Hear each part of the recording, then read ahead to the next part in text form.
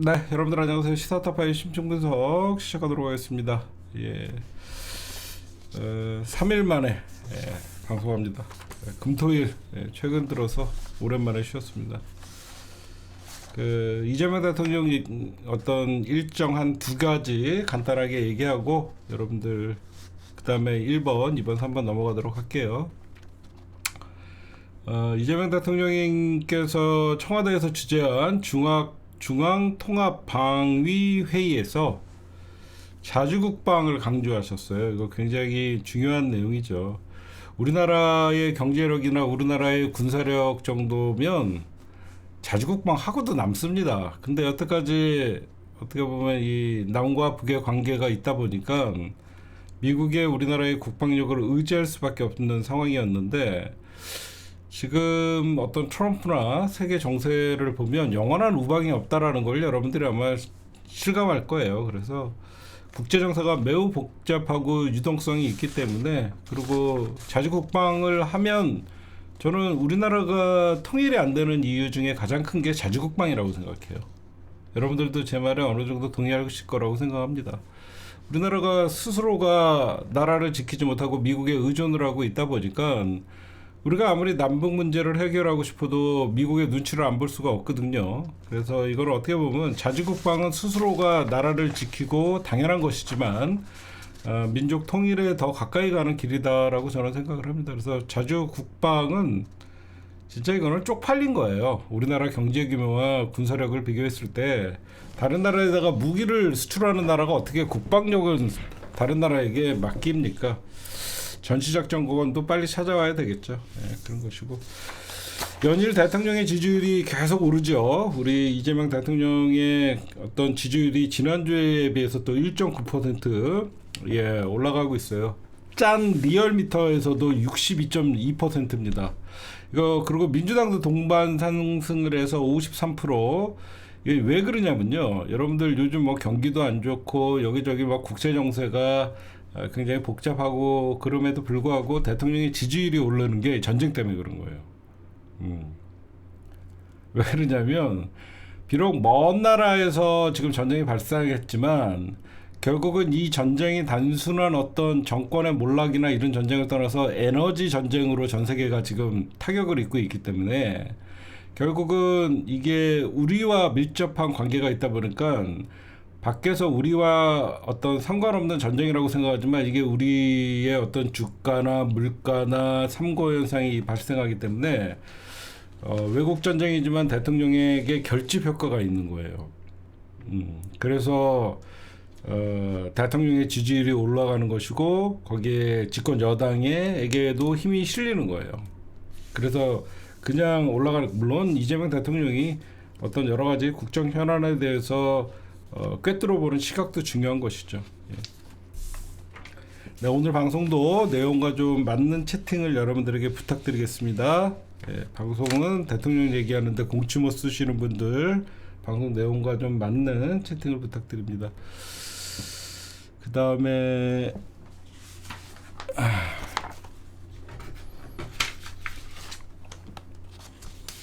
네, 1번 시작하도록 할게요.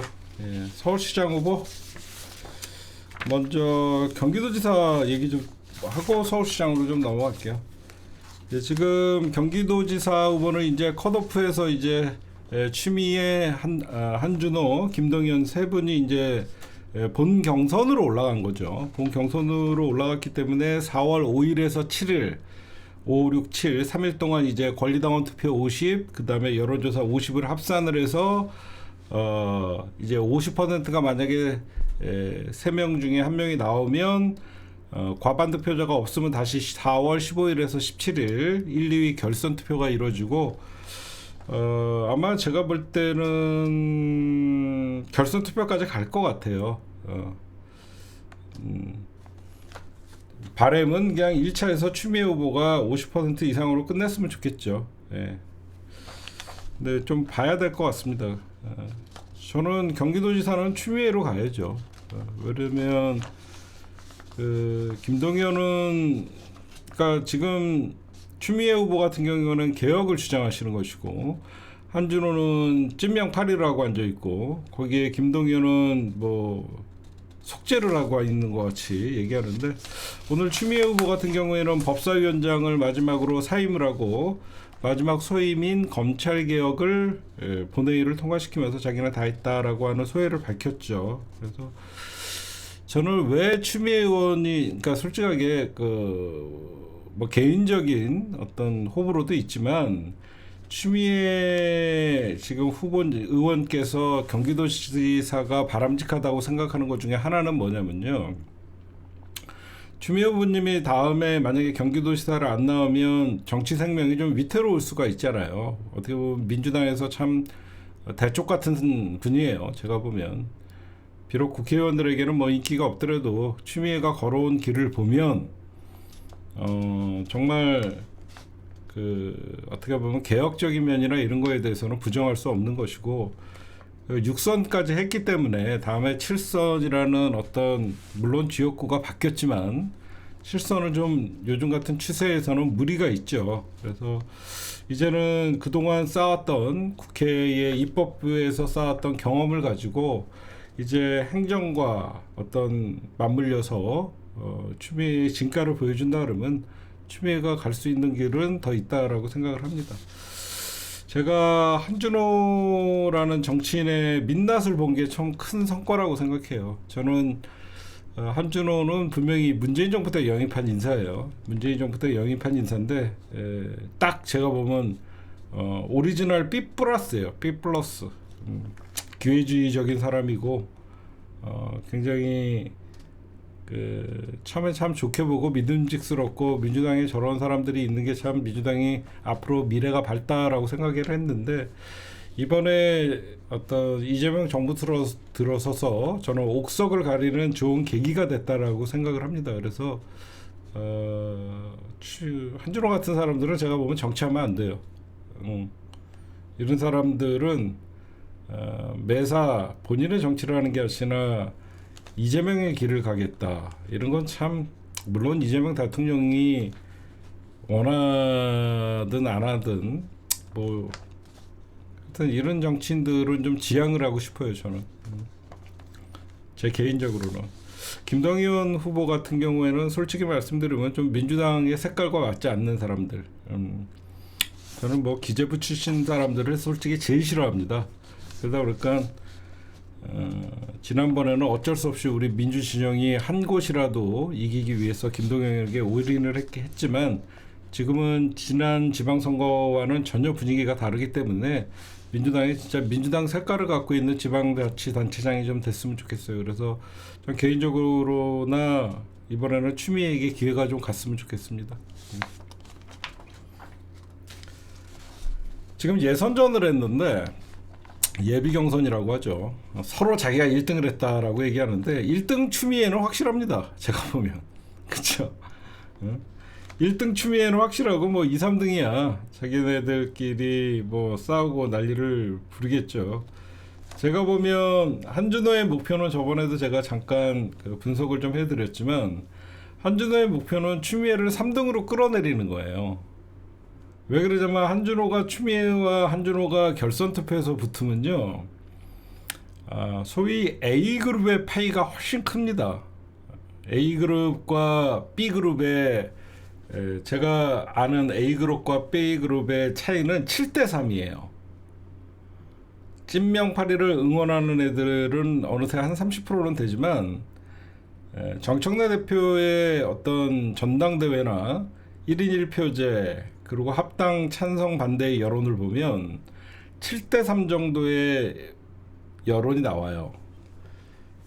한준호는 3을 갖고 있는 거예요. 그래서 한준호 같은 경우에는 어떻게든지 예선전에서 추미애를 떨어뜨리고 싶었을 거예요. 그래서 결선 투표는, 한준호는 김동연이랑 붙으면 A그룹이 김동연을 밀어주지는 않거든요. 왜 그러냐면 A그룹은 가치지향적이에요, 늘 얘기하지만. 그래서 아무리 한준호가 밉다 그래도 과거 이낙연계와 좀 밀접한 관계가 있는 김동연을 밀지는 않을 거라는 생각을 갖고 있는 거예요. 그래서 한준호는 결선 투표에 한준호와 김동연이가 올라가는 걸 원하고 있겠죠. 근데 추미애가 아쉽게도 한준호 입장에서는 1등을 한 거는 제가 봐도 확실한 것 같아요. 여기저기서 들려오는 소리나 이런 것들을 보면. 하여튼 뭐 이 정도 얘기하면 뭐 여러분들도 뭐 뻔한 해설이지만 경기도지사는 마음에 이미 굳혔을 거라고 생각을 합니다. 이제 문제가 서울시장 후보예요. 이거 말 잘못하면 이제 또 싸움이 나겠죠. 저는 개인적으로는 뭐 정원호는 대통령의 픽이다. 그러니까 박주민 그 정원호의 싸움이에요 지금 보면. 근데 먼저 이런 말씀을 좀 드리고 싶어요. 서울시장 후보 진짜 없다. 민주당의 서울시장 후보가 이렇게 약한 송영길이 제일 약했고, 그 다음에 제가 보면 서울시장 후보가 참 없구나라는 생각을 합니다. 김영배 김영 누구 참 서울시장의 후보들이 참 제가 보면 이번에는 역대 송영길 다음에 가장 최약체 같아요. 그럼에도 불구하고 민주당이 이번에는 뭐 뽑으면 될 것 같죠. 일단은 이재명 대통령이 정원호 구청장을 픽을 한 거는 딴 뜻이 아닌 것 같아요. 좀 더 여러분들이 보셔도 의원들의 싸움이 아닌 행정가도 한 명 끼워서 경쟁을 붙이려고 했던 그런 생각이 있는 것 같아요. 근데 최근에 정원호 후보가 어떤 토론회에서 김어준의 뉴스공장의 방송에 대해서 뭐 잘못됐다라고 하고 어떤 그런 박주민만 세모를 들고 나머지는 전부 잘못했다라고 얘기를 했다라고 저는 얘기를 들었는데, 정원호는 아무래도 제가 보면 현실 정치의 정무적 감각은 떨어져 보여요. 제가 보면 현실 정치의 정무적 감각이 떨어지는 것 같아요. 왜 그러면 중앙 정치를 하는 게 아니잖아요. 그렇죠? 중앙 정치를 안 하다 보니까 아무래도 중앙 정치의 지지 그룹이나 어떤 팬덤이나 이런 것들에 대해서 좀 미숙함이 있어 보여요.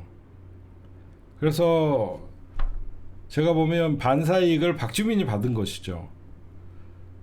저는 개인적으로는 박주민, 정원호 둘 다 괜찮아요. 근데 인지도 면에서는 박주민이 앞서죠.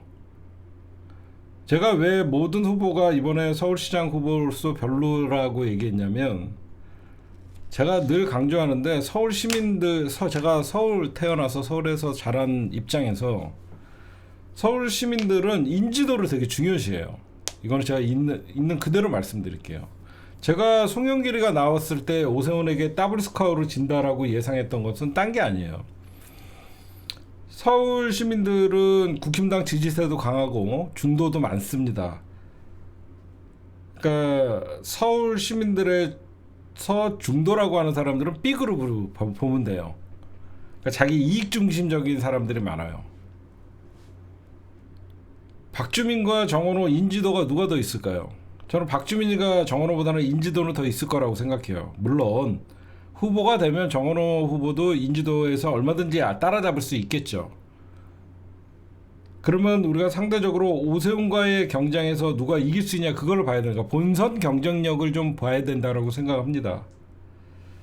예선은 여자 후보가 없기 때문에 전현희 의원도 제가 보면 올라가는 것이고, 예선 탈락은 김영배와 김영남, 이 두 명, 그러니까 이 세 명이 본선에는 올라갈 거예요.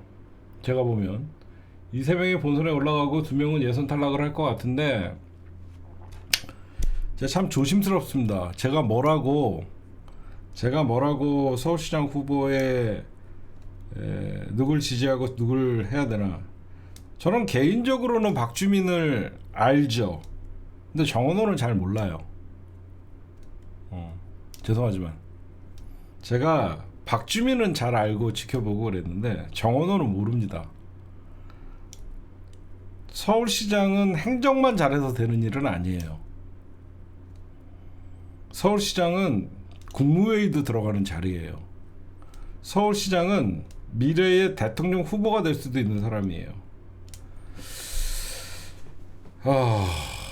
박주민 대 정원호. 뭐라고 제가 여러분들에게 말씀을 해야 될까요? 저는 적어도 뭐 정원호에게 실망했다, 김어준과 연결돼서 그렇게 말씀하시는 분들이 있는데, 저는 제 솔직하게 얘기하면, 저는 뭐 제가 뭐 거짓말을 했을 때 저는 박주민으로 마음은 가요. 하지만 정원호를 찍고 싶어 하시는 분들도 저는 여러분들이 좀 자율적으로 찍었으면 좋겠어요. 응?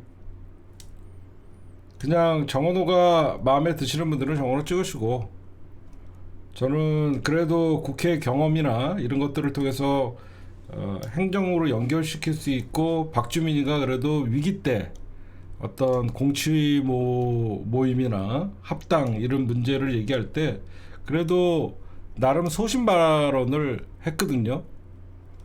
저는 그걸 좀 높이 평가해요. 처음에 공치소 모임이나 아니면 합당이나 이런 문제에 대해서 비판적 시각을 갖다가 나중에 그래도 정청래 대표에게 힘을 실어주면서 민주당에 그러니까 처음에 BC로 가 있다가 A로 돌아온 사람이에요.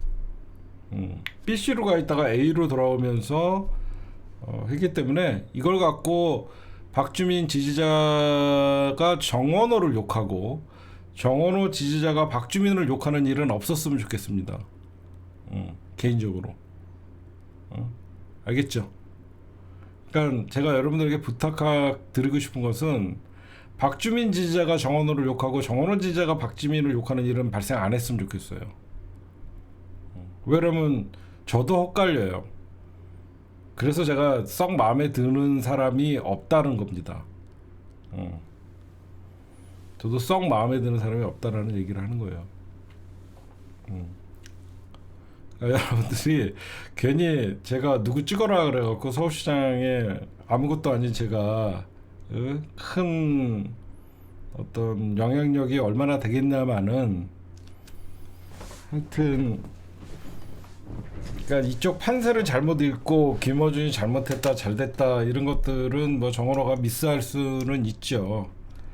박주민이나 정원호 뭐 두 명 중에 한 명인 것 같은데, 제가 보면 아직 중앙 정치의 정무 감각은 떨어지죠. 잘 모르니까. 그러니까 여러분들이 서로 정원호 찍고 싶으신 분들이나 박주민 찍고 싶은 분들이랑 서로 싸우지 않았으면 좋겠어요. 이 정도까지만 얘기할게요. 더 어떻게 앞으로 어떤 식으로 스탠스를 보이나 좀 보고, 이제 시간이 당장 23일부터, 이거는 어차피 제가 보면 권리당원 투표이기 때문에 권리당원 100%예요. 예비 경선이기 때문에 본선까지는 한번 지켜보자고요. 어차피 50% 넘는 사람은 제가 보면 안 나올 것 같고, 박주민, 정원호, 전현희 3명이 결승전 가면 그때 좀 지켜보자고요. 개인적으로는 박주민도 나쁘지는 않아요. 정원호도 요즘 뭐 구설수가 있고 뭐 그런 것 같은데, 1위 후보니까 정원호는 공격 당하는 것이고요. 그리고 제가 요 얘기는 좀 하고 가야 될 것 같아요. 제가 늘 김지호 조심하라 그랬죠.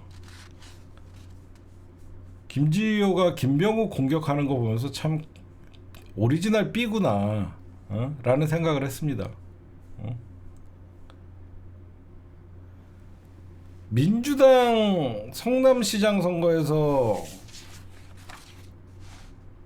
7인회의 핵심이었고 대통령의 측근인, 제가 예전부터 참 아니다라고 하는 사람들은 꼭 사고를 치더라고요. 이거는 선을 아주 심하게 넘은 것이죠. 김병욱 의원이 국회의원일 때 거기 보좌관을 했던 사람이 김지호예요. 자기가 모셨던 의원의 비리를 얘기한다? 의혹을 제기한다? 이게 전 참 제기할 수는 있죠. 근데 딴 것도 아니고 얼마 전까지 대통령실에서 정무 비서관을 지냈던 이재명 대통령의 픽을 받고 나온 사람을, 찐명팔이 제일 하는 사람이, 찐명팔이 제일 하고 다니는 사람이 김지호 아닙니까? 마치 국힘당이 공격하는 것 같이 자녀의 23억 대출, 그러니까 청와대에서 인정을 못 받는 것이지. 좀 안타깝더라고 보니까. 왜냐면 죽기 살기로 어떻게 보면 물어 뜯겠다는 거거든. 나는 이런 선거는 정말 아니라고 보거든요. 계속 뭐 1인 기자회견 뭐 그 컷오프 계속 이거 보면 뭐 1인 시위하겠다 뭐 김병우 의원 이게 자기가 이게 말이나 돼요? 94년생 김병우 후보 아들 28억 강남 아파트 12억 출처 검증이 먼저다. 이게 뭐 하는 짓입니까 이게? 그러니까 그쪽 애들 있잖아. 응? 참 저런 걸 보면서 정치 참 더럽게 배웠구나 어디서. 응? 선거만 되면 미치는 인간들이 많던데 지난번에도 한번 이광재 나와라 그러면서 이광재 단수 공천을 주니까 이재명 대표가 그것도 반발하면서 기억나시죠? 이재명 대표 시절에 지방선거에서 아니 지난 총선에서 이광재를 성남 분당 그쪽에 단수 공천을 주니까 거기에 신청했던 사람이거든요. 물론 억울할 수도 있어요. 자기도 나가고 싶은데 정치라는 게 지금이면 안 되는 것 같지만 결국 또 기회가 오는 거거든요. 어떻게 마무리를 잘하느냐에 따라서 그런 건데 선을 넘는 것 같아요. 제가 보면 안타까워서 말씀드렸습니다. 지금 국힘당 서울시장 후보는 3파전이 됐어요. 오세훈, 박수민, 윤희숙 이렇게 됐는데 지금 제가 알기로는 장동혁이나 이쪽 국힘당에서는 박수민을 밀고 있다라는 소리가 있어요. 왜 그러냐면 그쪽에 지역구가 비게 되잖아요. 이 세 명 중에 현직은 얘가 박수민이거든요. 얘가 박수민인데 지역구가 강남이에요.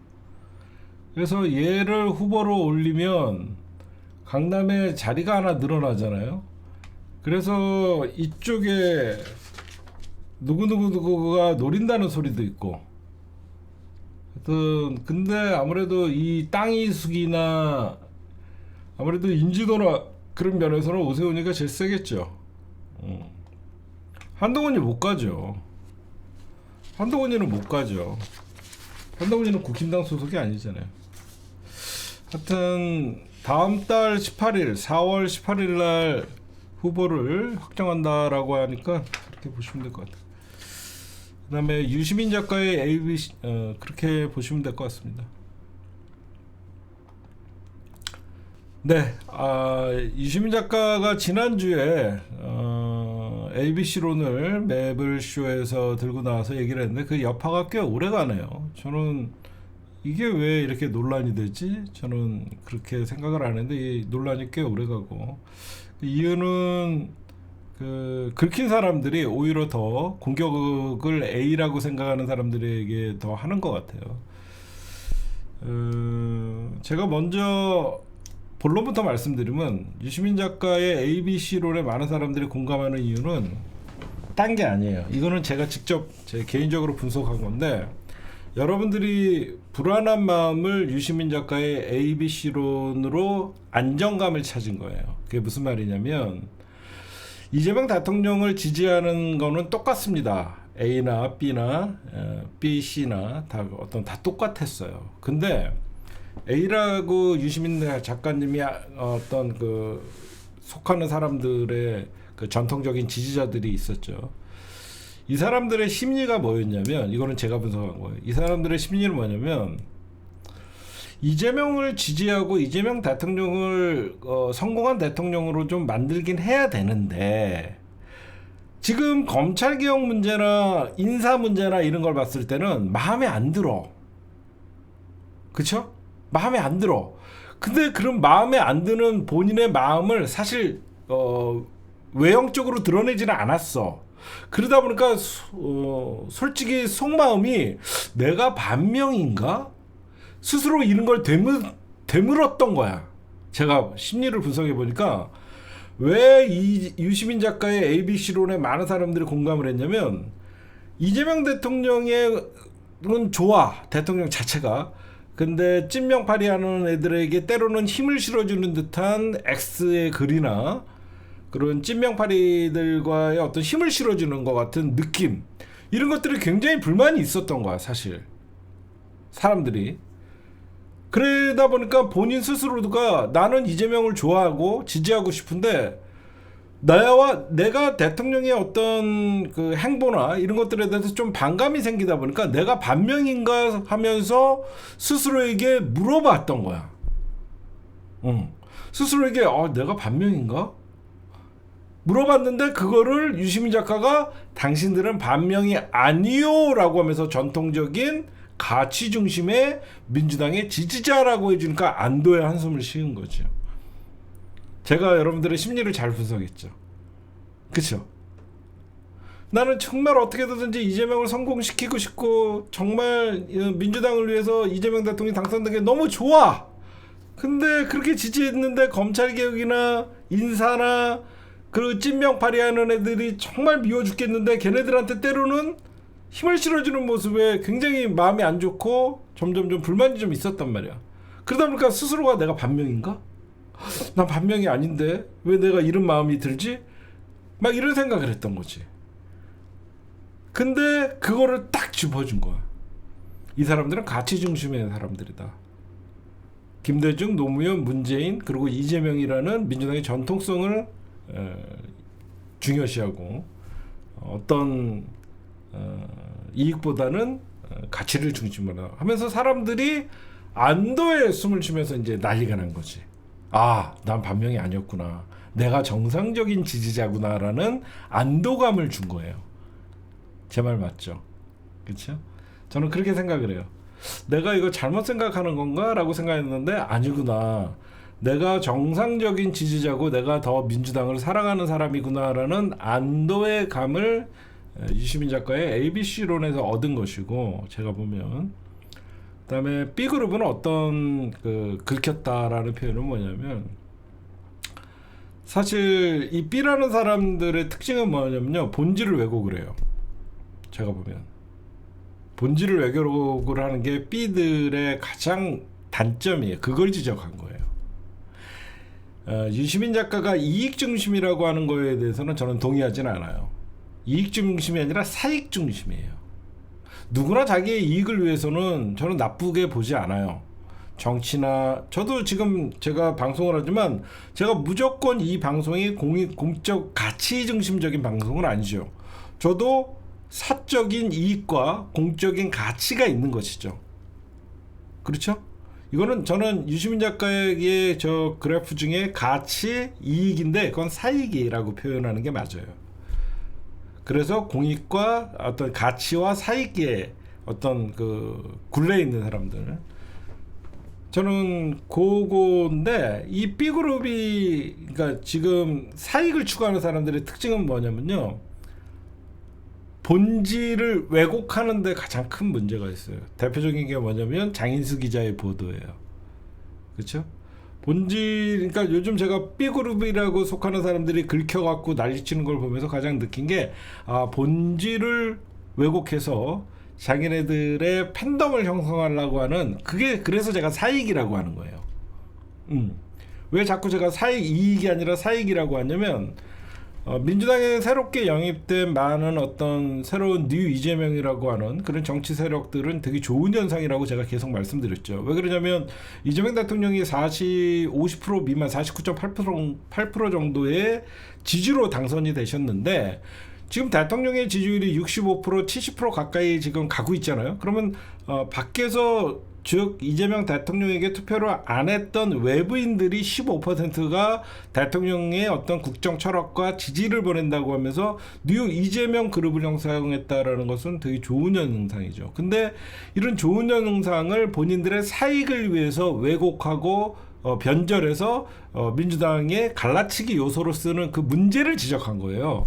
유시민 장관은. 그러면 안 된다를 지적했는데, 그게 대표적인 게 아까도 얘기했지만 장인수 기자의 보도였죠. 장인수 기자의 보도가 이재명 정부에게 위협을 가하기 위해서 한 게 아니라 그 내용 전체를 보면, 제가 왜 한준호를 오리지널 B 플러스라고 얘기하냐면, 한준호도 그 방송을 봤다 그랬어요. 저는 한준호가 그 방송을 안 봤다라고 생각해요. 그 방송을 진짜로 보고도 그랬으면 한준호는 B 플러스 플러스예요. 보고도 그런 생각이 해서 머리가 나쁘든가, 보고 나서 무엇을 장인수 기자가 얘기하려고 그러는데 왜곡한 거죠. 이재명 대통령의 의중이라고 하면서 검사들과 만나서 공소 취소를 요구했다라고 하면서 이건 대통령에게 굉장히 위기가 올 수 있다라고 해서 그런 사람들에게 경계심을 준 보도였어요. 그거를 누가 봐도요. 그렇죠? 근데 그 다음에 그 이번에 유시민 작가의 저 ABC론을 저걸 갈라치기 수단으로 다시 쓰는 거를 보면서 왜곡을 해서 저거를 보면서 아, 쟤네들은 사익 중심이구나라고 저는 본 거예요. 그런 이유는 오늘 그 유시민 작가가 가치, 이익, 뭐 가치와 이익 공존 이렇게 얘기를 했는데, 그러니까 B라고 하는 사람들이 긁혀갖고 오히려 난리를 치면서 얘기했죠. 오늘 조수진 변호사가 이런 얘기를 하더라고요.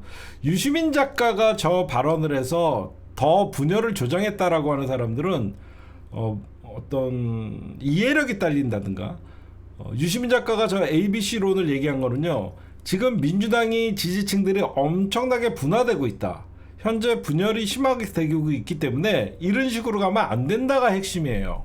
여러분들은 그렇게 이해하셨죠?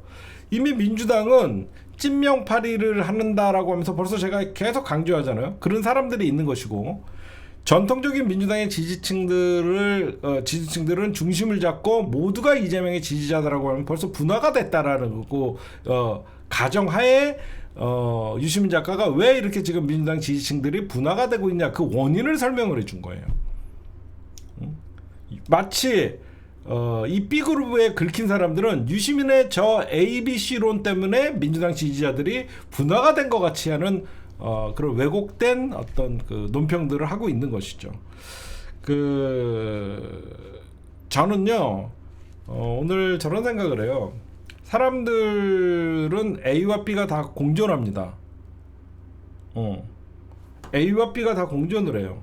저는 저걸 이익보다는 사익이라고 얘기하고 싶고, 왜 그러냐면 가치와 사익 다 공존을 해요. 이익 똑같이.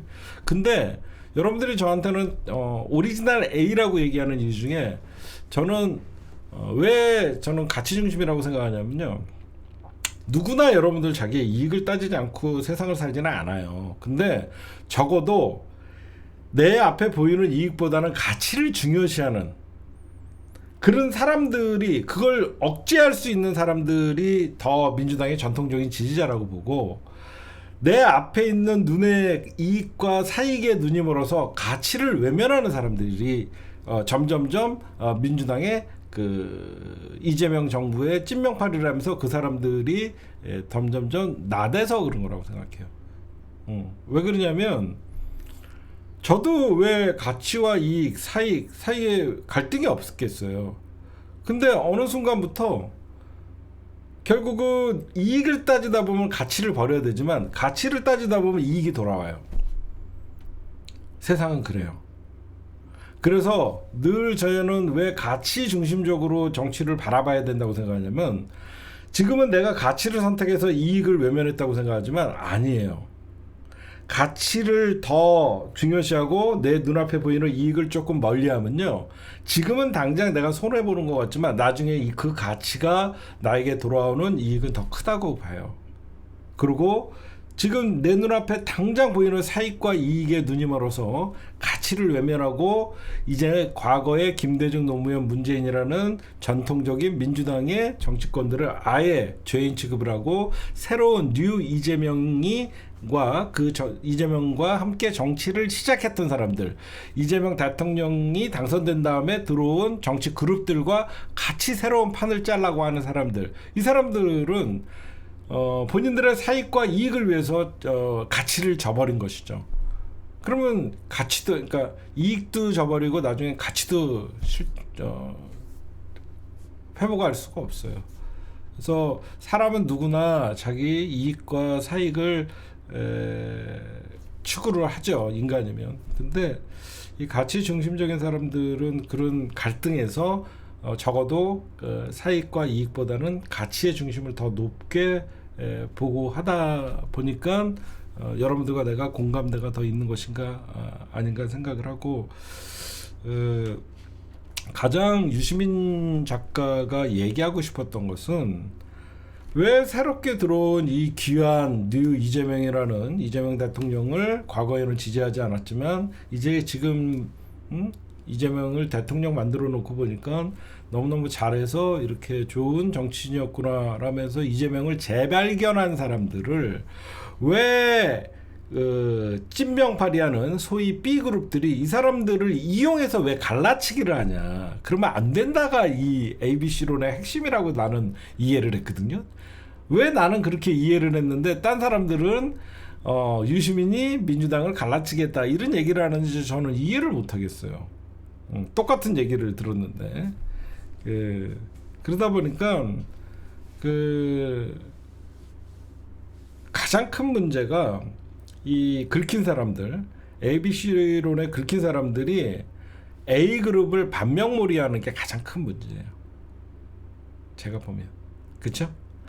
이 사람들이 가장 많이 긁히는 이유가 A그룹은 어떻게 보면 이재명을 대통령을 가장 강력하게 지지한 그룹이에요.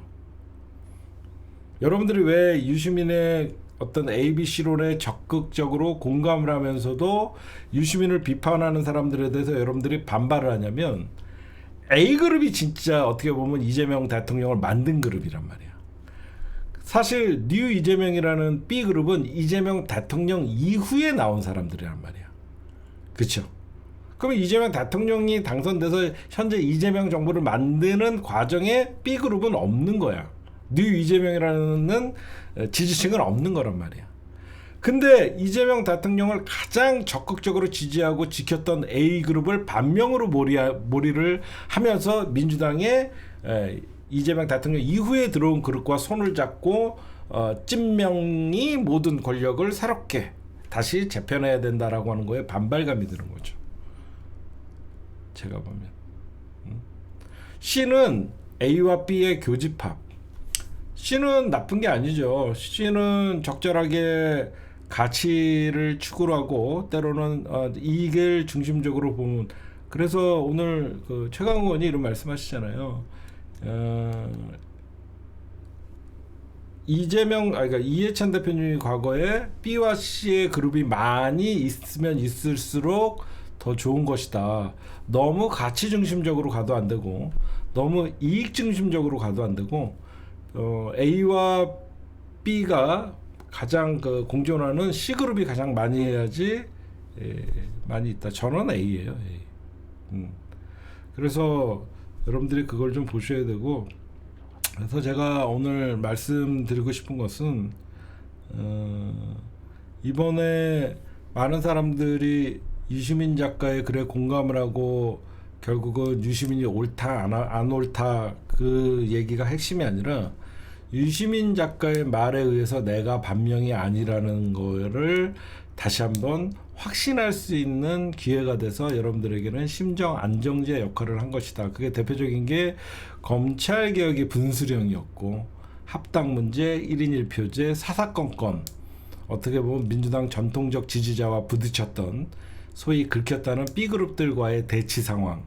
누가 봐도 저 사람은 친명이라고 하면서 밖에서도 찐명이라고 하는데 나는 저 사람의 어떤 정무적 행동이나 정치적 행동이나 이런 것들에 대해서 동의할 수 없어. 그러다 보니까 내가 반명인가 스스로에게 물어봤는데 아니구나. 오히려 내가 가는 길이 더 가치 중심적이고 진짜 이재명 대통령을 위하는 길이구나라고 하면서 심정 안정제가 된 것이죠.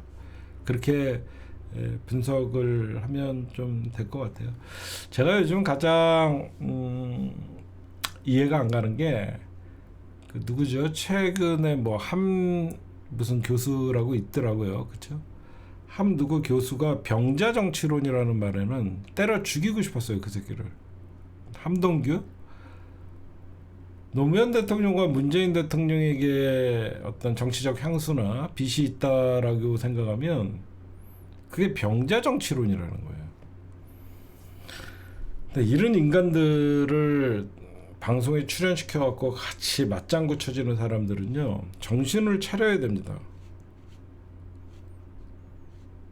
민주당의 전통성을 부정해갖고 가장 좋은 거는 이재명 파리하면서 사익을 추구하는, 이익을 추구하는 정치 세력들 외에는 없어요. 안 그렇습니까? 이런 뉴라이트 같은 해방 이후에 이승만에게 충성했던, 이런 과거를 지우고 미래로 나아가자는 것 같이 이 민주당 정신과 맞지 않는 인간들을 데려다가 이재명 대통령의 지지자라고 하면서 얘기하는 거는, 저는 이재명 대통령을 욕보이는 거라고 생각해요. 저랑 안 맞아요. 뭐 저랑 맞고 안 맞고를 떠나서 민주당의 어떤 뿌리채 흔들어 대려고, 본인의 사익을 위해서, 본인의 이익을 위해서 민주당의 뿌리와 역사마저도 지우려고 하는 이런 자들은요, 단호하게 민주당 우리 지지자들이 반드시 차단해야 된다고 생각해요. 뭐 제가 분석한 유시민 작가의 ABC론에 많은 사람들이 공감하는 이유에 대해서 여러분들이 뭐 공감하시는 분들도 계실 테고 공감 못하시는 분들도 있을 거라고 생각합니다. 저는 그렇게 생각해요. 이번에는 제가 김민석 얘기랑 송영길 얘기 좀 할게요. 뭐 좋은 소리는 안 나오겠죠.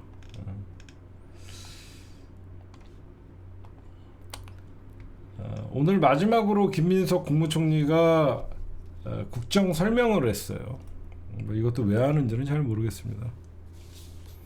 대통령이 충분히 국무회의를 통해서 설명을 잘하고 있는데 뭐 굳이 본인도 존재감을 드러내기 위해서 전국을 돌면서 했죠. 오늘이 전국을 다 돌고 서울이 마지막이었습니다. 근데 여기서 김민석이 이런 얘기를 해요. ABC로 국민 나누기도 하는데 힘 모아야. 이게 현직 국무총리의 발언이 이게 적절한가요? 전 물어보고 싶어요. 매불쇼를 보기나 했나요? 우리 국무총리 김민석 국무총리 유시민 장관의 매불쇼의 ABC론을 보기라도 했나요? 안 보고 얘기하는 거죠. 유시민 장관이 국민을 ABC로 나눴나요? 응? 그리고 국무총리가 왜 이렇게 정당 안에서 있는 일들에 대해서 왈가왈부를 합니까? 국정에 전념해야죠. 누가 봐도 부적절한 얘기예요. 국민을 ABC로 나누기도 하는데 힘 모아야 된다. 그러면 결론은 뭐죠? 유시민 작가가 갈라치기를 했다는 얘기예요. 유시민 작가는 갈라치기를 한 게 아니라 갈라치면 안 된다고 얘기한 겁니다. 김민석 총리님. 부적절한 김현과의 카톡, 텔레그램, 지금 마음이 딴 데가 있어 보여요. 지금 우리나라는 사실 준전시 상황입니다. 준전시 상황에서 국민총리가 마음이 딴 데가 있어요. 안타까워서 얘기하는 거예요.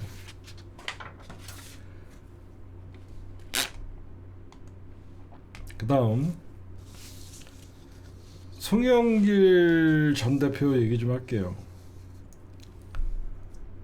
제가 왜 송영길을 평소에 비판하고 이런 사람들은 정치하면 안 된다고 얘기했는지 오늘 저는 확실히 다시 제 말이 틀리지 않았다는 걸 느꼈습니다. 2022년도 대선에 친문이 이재명 낙선을 바랬다라고 얘기합니다. 이 얘기를 지금 왜 하는 겁니까? 그리고 송영길 전 대표님, 이 말에 모순이 있어요. 친문이 이재명 낙선을 바란 게 아니라 이낙연 측에서 이재명 낙선을 바란 거죠. 말은 똑바로 해야죠. 안 그래요? 이 말의 가장 모순점이 친문이 이재명 낙선을 바라지 않았습니다. 친문 정치인들 중에서도 정청래가 반문이었습니까? 정청래 누구보다도 열심히 선거운동했고요. 윤건영뿐만 아니라 친문 정치인들 중에서 대부분이 이재명 대통령을 위해서 선거운동 열심히 했어요. 친문이 아니라 친낙들이 낙선을 바랬죠. 이걸 이 시기에 얘기하는 거 뻔합니다. 과거에 본인이 민주당 당대표 시절에 이것저것 할 때 제대로 한 게 없어요. 그러니까 허구한 날 인천 계양에다가 내 지역구를 양보했다. 내가 그리고 서울시장 출마했다. 저는 송영길 전 대표가 인천 계양을 양보한 거 좋은 선택이었다고 생각해요. 하지만 사심을 바로 드러내잖아요. 저는 진짜 인천 계양을 양보하고 본인이 이선으로 후퇴해갖고 그랬다면 전 진정성을 믿었어요. 그때 민주당 지방선거 어떻게 개판 쳤는지 정치권에 조금이라도 아는 사람들은 송영길의 욕심과 야욕을 다 알고 있었고, 결국은 송영길의 최종 목표는 이재명 대통령이 대선의 파이널까지 못 간다는 가정하에 저는 그 당시에 개딸들의 지지를 흡수하기 위함이라고 저는 그때부터 저는 그렇게 생각을 했어요. 이제 와서 친문이 이재명 낙선 바랬다. 그럼 뭐예요? 또다시 민주당 전 대표라는 사람이 언제적 친문인데 지금 친문 정치인들이 있습니까? 대부분 다 날아가갖고 이제는 오히려 찐명파리가 민주당에 부담이 되는 이 상황에서 자기가 어떻게든지 이번에 갈 데는 없고 한 지역에 육선 달라고 하는 뻔뻔한 이런 정치인 처음 봤습니다. 마치 이재명 대통령의 현재 지역구가 과거 본인의 지역구였다고 자기 고향으로 돌아간다는 것 같이, 저는 못되게 정치를 배우고 노무현을 뒤통수를 치고 문재인을 뒤통수를 치고, 저는 가장 충격적인 게 뭐였냐면 문재인 대통령의 코로나 방역은 사기였, 대국민 사기였다라는 얘기를 방송에서 하는 걸 보면서 깜짝 놀랐어요. 전 세계가 열광했던 K 방역을 대국민 사기라고 얘기하는 걸 보면서 제가 깜짝 놀랐습니다. 제가 사람은 잘 보는 것 같아요. 정치인들은 제 주변의 사람들은 잘 못 보지만 정치인들에 대해서는 제가 잘 보는 것 같아요. 송영길 전 대표님, 이거는 반드시 수정해 주세요. 친문이 이재명을 낙선을 바라는 게 아니라 진짜 친문들은, 저도 친문이었고 이재명 대통령의 당선을 위해서 2022년도에도 최선을 다했습니다. 친낙이 이재명 대통령의 그 당시의 후보에 낙선을 바랬던 사람입니다. 김어준이 낙선을 바랬습니까? 제가 낙선을 바랬습니까? 모두가 합심해 돼서 이재명 대통령 당선을 위해서 친노, 친문, 그리고 바로 친명이라고 외치면서 선거운동 열심히 했던 사람이에요. 기억나시죠? 저희 밤에 밥가리 하다가 대통령, 그 당시에 이재명 대통령이 전화 왔던 거, 한 표가 시급하다, 조금만 더 띄워달라. 저희 밤을 새가면서 밥가리 했던 사람들이에요. 저희가 반명이었습니까? 친문도 최선을 다했어요. 친낙이죠.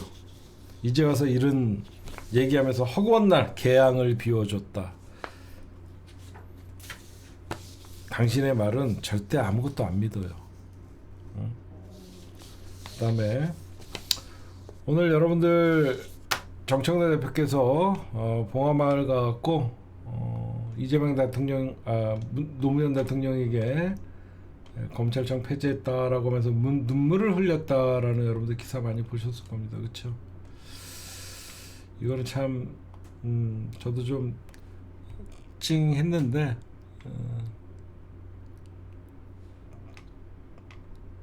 이때 참 옆에 있는 강덕구나 이런 애들 얼굴 보니까 참 이재명들은 노무현 지우고 싶어하는 인간들이잖아요. 한병도 의원이랑 정청래 의원님은 진짜 울더라고요. 왜 그러냐면 한병도도 17대 국회의원 출신이에요.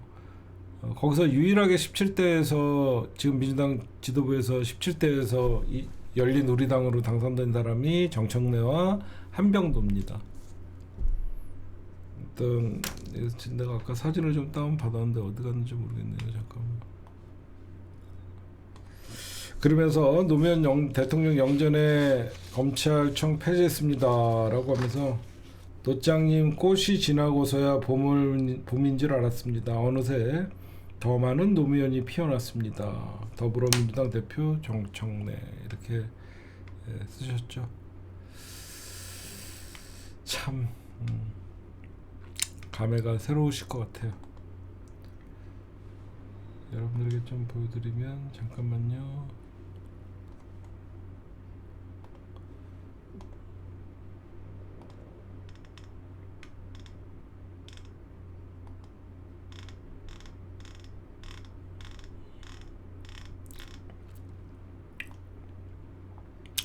그리고 이 자리에서 노무현 대통령의 논두렁식에 보도했던 SBS 직격을 했습니다. 그때도 여러분들 알다시피 노무현 대통령이 논두렁식에 받았다라고 떠들었던 그 기사도 SBS였고요. 이번에도 여러분들 그 대통령이 사과를 요구했는 이번에 그 국제 마피아가 조폭 연루설도 SBS였어요. 그런 것들도 여러분들이 좀 아셔야죠. 그때도 노무현 대통령 논두렁에다가 시계 버렸다라고 했던 것도 바로 SBS였습니다.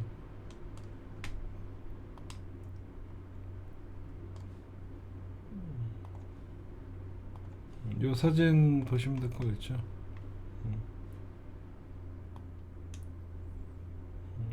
이렇게 여러분들 보시면 될 것 같습니다. 그 다음에 아직도 SBS는 논두렁 사과 보도 사과 안 했어요. 그 다음에 오늘 정청래 대표께서 다시 한번 하반기, 후반기 상임위원장 민주당이 다 가져올 수 있다라고 재차 어떤 경고를 했어요. 이재명 대통령께서 3월 17일 날 자본시장법 등을 개정해야 되는데 국힘당의 정무위가 통과시키지 않고 있다라고 하면서 했는데, 저는 하반기에는 민주당이 다 갖고 오는 게 맞다라고 생각하는 사람 중에 여러분들도 아마 그런 생각하시죠. 당연히 갖고 와야 된다고 생각하는 게, 이재명 대통령은 역풍 타령하는 사람이 아니에요. 대통령은 국정에 자신감이 있기 때문에 오히려 국회가 조금 받쳐준다라고 하면 정말로 본인이 하고 싶은 거 다 하게끔 만들어줘야 돼요. 우리가 괜히 상임위를 기계적 배분을 해서 국힘당에게, 여러분들 국회에서 상임위가 17개가 있고 예결위까지 하고 18개잖아요. 이런 것들은요, 과거에 민주당이 선거를 앞두고 독식 타령 뭐 이렇게 역풍 타령하면서 나눠줬는데요, 저는 절대 그러면 안 된다고 생각해요. 오히려 민주당이 다 가져와서 모든 책임을 지는 그런 모습을 좀 보여줘야 된다고 생각합니다. 그 다음에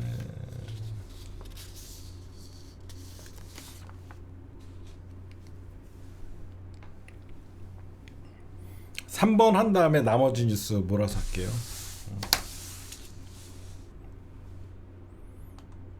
네, 국민의힘 대구시장 경선 최종 목표가 뭐길래 이럴까? 왜 1위 후보인 주호영과 이진숙 1, 2위 후보를 왜 다 날렸을까? 이거는 일단은 국힘당이 어떻게 보면 호남에서 광주라고 생각하는 것이죠. 1, 2위 후보가 날아가도, 그러니까 국힘당에서 공천만 받으면 된다는 나름 본인들의 자신감이에요. 그래서 여러분들에게는 뭐 1, 2위 후보를 다 잘랐네? 그 사실 그 사람들이 볼 때는 의미가 없어요. 국힘당은 일단 국힘당 입장에서는 국힘당에서 공천만 받으면 3위건 4위건 무명이건 누구든지 당선이 된다라고 생각을 하는 거예요. 왜 그러냐? 어제까지만 해도 이정현 공관위원장의 어떤 그 컷오프를 장동혁이가 바로 잡겠다라고 하면서 뭐 경선을 시킬 것 같이, 저도 경선을 시킬 거라고 예상을 했는데 이게 생각보다 더 이게 복잡하더라고요. 뭐냐, 지금 하루 만에 장동혁이가 이정현이의 컷오프를 존중한다 이런 식으로 하면서 하루 만에 대구시장의 선거가 이제 혼돈이 왔다라는 게 이제 정략적인데, 그러면 저는 이거를 좀 분석해 볼게요. 왜 지금 장동혁이는 윤어게인이라고 하면서 당내 비판을 받으면서도 왜 고립되냐? 저는 이런 분석을 해보고 싶어요. 사람들은 장동혁이가 윤어게인만 외치면서 고립되는 것 같지만 실상으로는 장동혁이는 친박에게 구애를 하는 거예요. 지금 주호영이가 여러분들 날아간 이유 중에 가장 큰 건 뭐냐면 몇 가지 이유가 있는데, 첫째, 친이계예요. 친이계 중에서 유일하게 대구에서 지역구를 갖고 있는 사람이에요. 그래서 날아갔다라고 보는 게 가장 합리적인 거예요. 여러분들 알다시피 친박과 친이의 싸움은 진짜 거의 권력 투쟁을 넘어서 상대 진영 죽이기의 싸움이었어요. 근데 주호영만이 지금 그러다 보니까 여러분들 지방 지난 지방선거나 이쪽에 대해서 그 조혜진도 다 날아가고 그랬잖아요. 그러니까 절대 친이계에게는 그 어떤 자리도 주지 않는다는 게 확실해진 거다라고 하면서 저는 그걸 볼 수 있는 것이고, 그래서 사실 타겟이 주호영이었던 거예요. 세 줄 이상 쓰지 말라 그래도 말귀를 못 알아듣는 거야. 무슨 말씀인지 아시겠죠?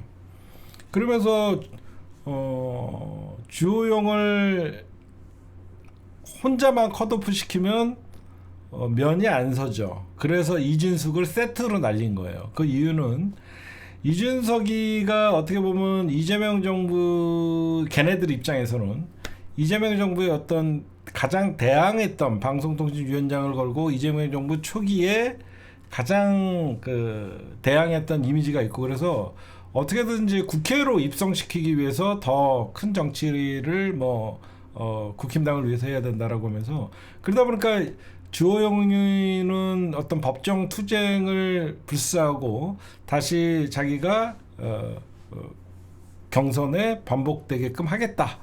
경선 탈락에. 그래서 반발의 강도가 다른 거예요. 이준석이는 뭔가를 보장받은 듯한 느낌이고, 주호영은 보장받지 못하고 이제 날아가는 느낌이죠. 여기서 우리가 볼 수 있는 게 그럼 뭐냐? 과연 주호영이가 컷오프 된 거를 불사하고 무소속으로 출마할 것인가? 저는 출마할 가능성이 높아 보여요. 그 이유는 그러면 다음 스텝은 어떻게 되는 것인가? 그러면 왜 주호영을 장동혁이는 주호영을 왜 날릴 수밖에 없었나? 이런 것들을 저는 좀 봐야 된다고 생각하거든요. 그러면 이준석이는 어느 지역구로 갈 것인가? 지금 많은 사람들이 추경호랑 이런 사람들을 낙점했다 이렇게 생각하는데 저는 좀 반대로 생각해요. 저는 국힘당의 대구시장 후보는 추경호가 아니라, 저는 장동혁이나 이정현이가 생각하는 사람은 딴 사람이라고 생각해요. 누구냐? 최은석. 최은석이라는 사람이 저는 가장 지금 유력하게 국힘당 후보로 대구시장을 생각하는 것 같아요. 여러분들 최은석 이상하죠? 누군지도 모르겠죠? 근데 왜 국힘당에서는, 왜 그러냐면 추경호는 윤어게인 세력과 너무 밀접하게 있다 보니까 반발이, 이 사람이에요. 최은석. 전혀 존재감 없는, 왜 그러면 아까도 제가 서두에 말씀드렸듯이 최은석이, 그러니까 국힘당이 볼 때 대구는 국힘당 빨간 잠바만 입으면 당선이 될 거라고 생각해요. 저는 사람들은 추경호를 픽하기 위해서 윤어게인 세력에 앞장섰던 추경호를 픽하기 위해서 하는데, 추경호는 오히려 저는 장동혁이 입장에서는 자기의 다음 전당대회나 당대표 권한이나 이런 것들을 봤을 때 추경호는 오히려 정치 3선 4선 했던 사람이기 때문에 자기한테 위협적인 존재라고, 그래서 제가 왜 최은석이라고 생각하냐면 이 사람은 초선이에요. 초선이고 정치적 기반이 하나도 없어요. 정치적 기반이 없는 사람을 대구시장에 앉히면 얼마든지 중앙에서 윤어게인 세력들이 최은석, 즉 보수의 심장이라고 얘기하는 대구를 좌지우지할 수 있어요. 왜 제가 이 최은석이라고 하냐면 이 사람은 처음부터 정치인한 게 아니라 CJ 제1제장 대표이사 출신이에요. 외부 인재 영입으로 들어온 사람이라서, 그 여러분들이 알고 있는 그 비비고 만두 같은 거 있죠? 그거 신화를 쓴 사람이에요.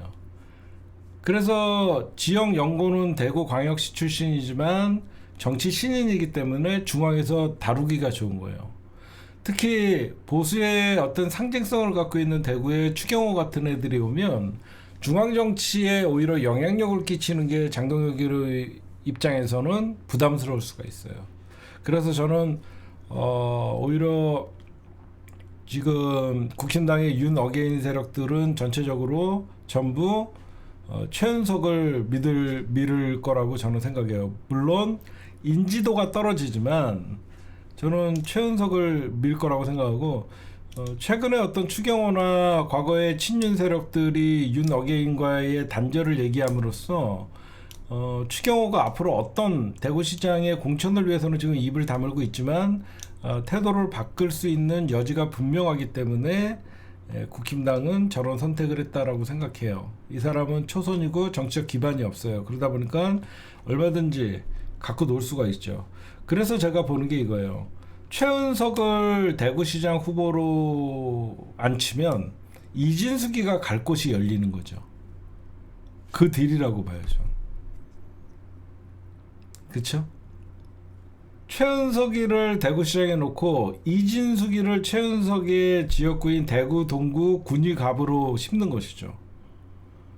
그러면 얘네들이 봐도 이진숙이를 국회로 입성시킬 수 있고 최은석이를 대구시장으로 넣을 수 있는 거죠. 저는 지금 도대체 언제적 방송을 보고 있는데 난 친노 친문이 나오고 본인들 방송이 생방송인지 좀 체크 좀 하고 보세요. 한 3, 40분 뒤에서 보면서 채팅을 하니까 이게 방송 내용이랑 안 맞잖아요. 여러분들 제 말 일리가 있죠. 이진숙이가 반발 안 하는 것은 이진숙이를 그러니까 고성국이나 이런 사람들이 장동혁에게 계속 하는 게 이진숙이를 국회에 진출시켜야 된다. 그러면 이진숙이의 지역구를 만들어줘야 되는데 누구보다도 정치적 기반 없고 말 잘 듣는 최은석이를 대구시장으로 픽하고 그 지역에 이진숙이를 심는 게 가장 좋은 거거든요. 그래서 빵진숙이가 반발의 강도가 높지가 않죠. 그 다음에 그러면 주호영이가 그럼 앞으로 어떻게 할 것인가, 그거를 좀 예의주시를 해야 되겠죠. 주호영이가 선택할 수 있는 거는 저는 무소속 출마라고 생각해요. 사람들이 무소속 출마는 무모한 짓이다라고 생각하지만 이번엔 좀 상황이 달라요. 왜 그러냐면 주호영이는 어떻게 보면 국힘당에서 대구시장 후보로 나올 경우에 가장 경쟁력이 센 사람이에요. 과거 지역구에서 김부겸 의원을 압도적으로 60몇 퍼센트대 30몇 퍼센트로 이긴 경험도 있는 사람이고 인지도가 굉장히 높아요. 그럼에도 불구하고 날리는 거죠. 그러면 왜 주호영은 이번에 무소속 출마를 불사하냐? 주호영이가 육선이에요. 육선. 친이계예요. 주호영에겐 다음이라는 건 없습니다. 여러분들 7선을 주기 위해 대구에서만 6선을 낸 사람에게 또 7선을 하고 아무리 국힘당이라 그래도 공천 주지 않아요. 그렇잖아요. 공천 주지 않는다고요. 그러면 왜 주호영이는 무소속 출마설이 왜 이렇게 세게 도냐? 주호영이가 무소속으로 나올 경우에는 한동훈과 손을 잡을 수가 있죠. 한동훈이 지금 어디 나갈 데 없죠. 그러면 주호영이가 무소속 출마를 하게 되면 주호영이의 지역구가 비겠죠. 수성갑. 수성갑에 비게 되면 한동훈이가 이때다 하고 싶어서 수성갑에 출마를 하게 되면 대구시장을 주호영을 한동훈이가 지원 사격을 하면서 주호영은 자기 지역구에 한동훈을 심어주면 당연히 한동훈의 지지 세력이 주호영을 지지하게 되는 것이죠. 그런 정치적 거래가 있을 수밖에 없는 거예요. 제가 보면. 그렇죠? 여러분들이 보셔도 그렇잖아요. 한동훈이의 인기, 한동훈이가 배신자론이 뭐 어디까지는 있을지 모르지만 분명히 한동훈이는 지지세가 있어요. 그러다 보니까 주호영은 무소속 출마, 그러면 지역구를 버리고 그 지역구에 한동훈이 어차피 저기 주호영은 그 지역구는 다음엔 자기 게 아니니까 자기의 마지막 승부는 한동훈과 손을 잡고 자기의 지역구를 수성갑을 한동훈이에게 무소속의 반란을 일으키려는 거죠. 지금 한동훈의 결단력이 아니죠. 이거는 한동훈의 결단력이 아니라 주호영을 한동훈이가 이용하고 한동훈이도 주호영을 이용하고 주호영도 한동훈을 이용하고 그렇게 되는 것이죠. 왜 그러냐면 한동훈이가 다른 지역에 가면 3자 대결이 돼요. 다. 여기도 3자 대결이 돼. 유일하게 3자 대결에서 해볼 만한 지역이 대구예요. 그러면 한동훈이는 부산에 가도 3자 대결하면 민주당이 어부지리로 당선돼요. 유일하게 3자 대결에서 이길 수 있는 지역은 대구밖에 없는 거예요. 제 말 이해가 가십니까, 여러분들? 응? 3자 대결에서 유일하게 이길 수 있는 지역이 대구밖에 없어요. 그러다 보니까 주호영 국힘당이 출마를 해도 국힘당 후보, 민주당 후보, 그 다음에 한동훈이 나와도 여기서 싸울만 하거든요. 그렇기 때문에 제가 보면 주호영과 한동훈이는 손잡을 가능성이 굉장히 많아요. 제가 분석을 해보면. 그 다음에 김부겸 의원한테 이제 우리가 모든 시선이 쏠리죠. 저는 김부겸 후보의 전 총리의 등판에 우려와 기대가 있어요. 첫 번째 우려를 먼저 말씀드리면 마치 이 선거가 대구가 중심이 되면 안 돼요. 이게 착시효과인데 이번 선거는 서울시장과 강원도, 서울시장, 강원도, 그러니까 서울, 경기, 부산이 돼야 돼요. 아니, 서울, 부산, 강원이 돼야 돼요, 여러분들. 제 말 이해가 가세요? 그러니까 민주당이 서울을 탈환하고 부산을 탈환하고 강원을 탈환하는 그 선거가 중심이 돼야 되는데 마치 민주당이 대구에서 지면 민주당이 이 선거를 실패한 것 같이 보일 수 있는 착시효과가 나올 수 있는 거예요.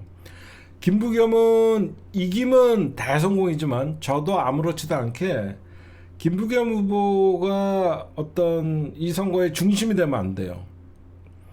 그러면 어떻게 해야 되냐? 그러면 왜 김부겸 후보는 출마권이 가시화됐냐? 딱 하나죠. 주호영이 컷오프 됐기 때문에 김부겸이 결단한 겁니다.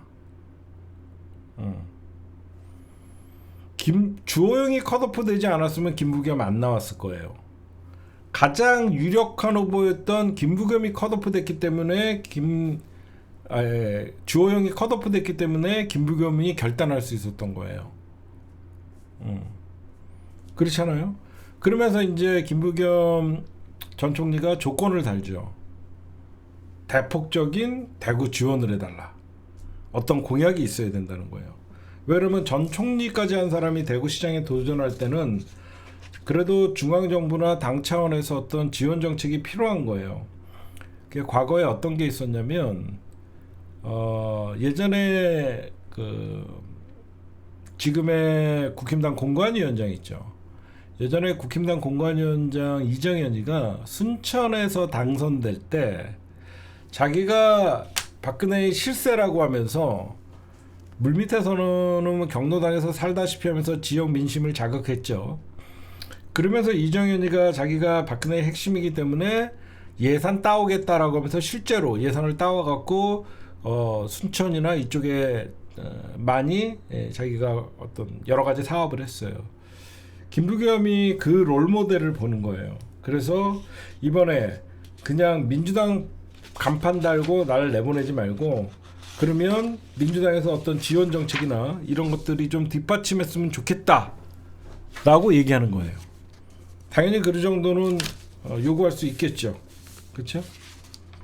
그래서 지금 대구 경북 지원책에 대해서 확답을 달라 이렇게 되는 거였어요. 그때 또 한 예가 뭐가 있었냐면 윤석열이가 집권하자마자 5월에 취임하고 6월 달에 2022년 지방선거가 있었어요. 그때 강원도에서 아무도 후보가 없었어요. 그때 이광재 의원님이 굉장히 고민을 했어요. 저 나가면 지는데. 그쵸? 원래도 불리한 강원도인데 지금 대통령 취임하자마자 치러지는 선거이기 때문에 민주당이 대패를 할 수밖에 없는 분위기였거든요. 그때 배지를 던지고 나가야 되는 이광재가 민주당한테 요구한 게 있었어요. 그때 이재명 대표님이셨죠. 이재명 대표님한테 뭘 요구했냐면 강원도를 특별자치도로 만들어달라. 강원도를 특별자치도로 만들어달라. 그거를 약속받고 이광재가 강원도를 특별자치도로 만들겠다. 그게 왜 그랬냐면 민주당이 다수석을 갖고 있었기 때문에 국회에서 얼마든지 통과시킬 수 있는 일이었었어요. 그래서 그때 이제 국회에서 통과시키고 그때 배지를 던지고 강원도 가서 졌죠. 근데 이번도 똑같은 거예요. 이번에는 우리 정부잖아요. 우리 정부고 다수의 입법권을 우리가 갖고 있기 때문에 대구 경북 지원책에 대해서 발표를 해달라 이런 것들.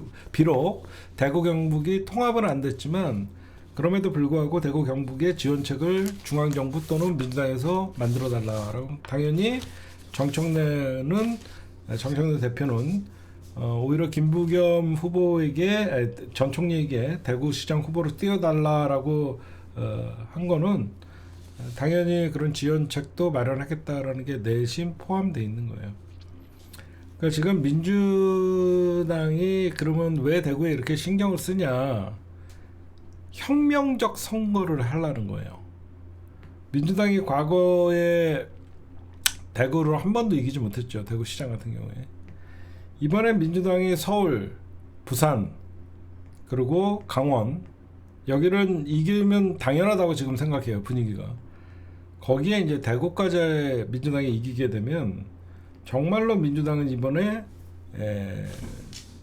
어떻게 보면 국민 통합의 차원이 될 수도 있고 그래서 있는 것이고, 김부겸이 결단한 이유는 주호영의 컷오프가 결정적이었다라고 말씀드리고, 오늘 제가 여러 가지 여러분들 말씀드렸죠. 우려되는 점은 대구가 이번 선거의 중심이 되면 안 됩니다.